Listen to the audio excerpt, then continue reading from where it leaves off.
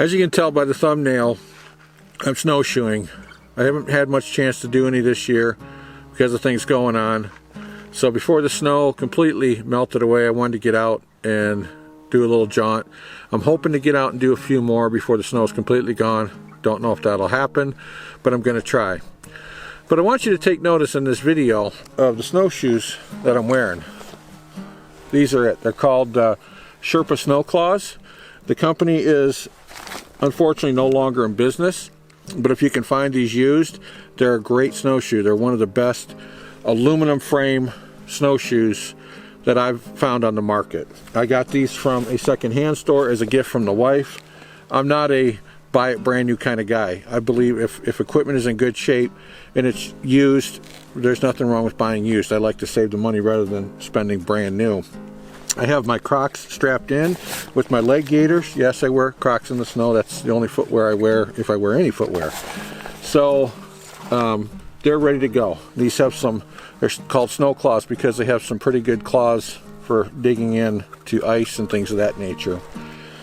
But even used, they can be a little pricey. And a lot of people that might want to try snowshoeing don't want to spend all the money to buy a commercially made set of snowshoes. So I have something for you at the end of this video. Stick around, make sure you watch, and I'll show you what I have coming up.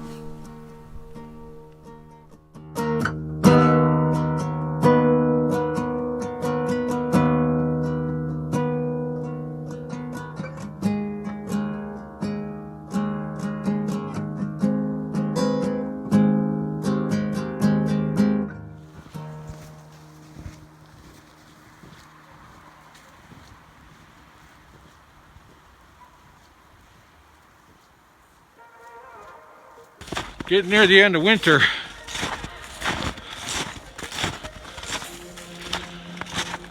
Haven't been able to do much snowshoeing, so I thought I'd go out for a little snowshoe jaunt today and take you along with me. This is my kind of winter fun. And I always enjoy doing it.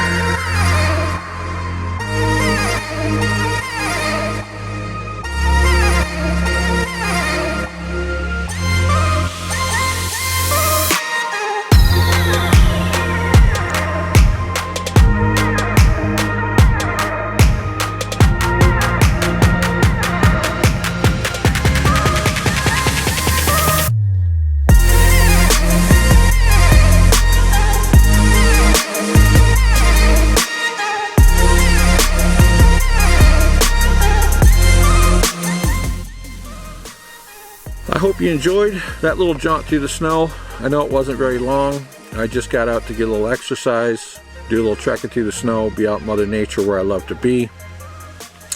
But as I told you in the beginning, I had something to show you at the end. Now, like I said, not everyone wants to spend the money to get into a commercially made set of snowshoes. So I have something here that you can do very affordably and try for yourself. Not only do you get to make something for yourself, but you get to try it and go out and try snowshoeing with what you made. And here it is. This is a set of snowshoes that I made about 10 years ago.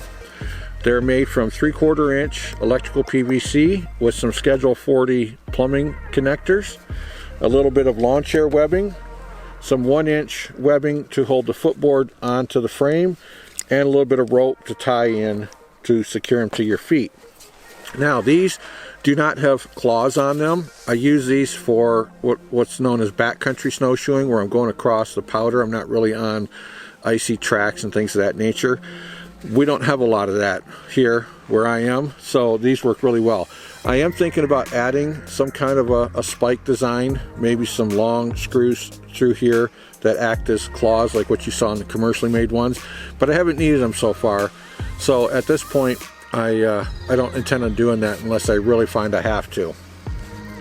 Now, some of the benefits to this, if you notice the way I'm holding it to the camera, it has a little flip here in the back as well as the flip in the front, just like the front is just like a commercial snowshoe, but I added this little flip to the back. And the reason is when you pick your foot up to walk, the snowshoe has less drag going through the snow when it's flipped up like this.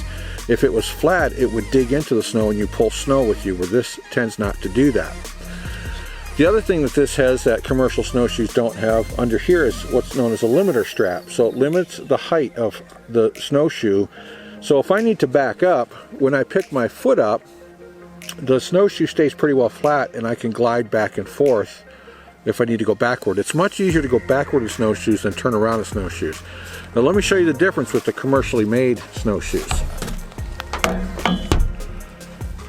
This has no flip in the back, so when you pick up your foot, the snowshoe drops, and it drops completely vertical if you pick your foot up high enough.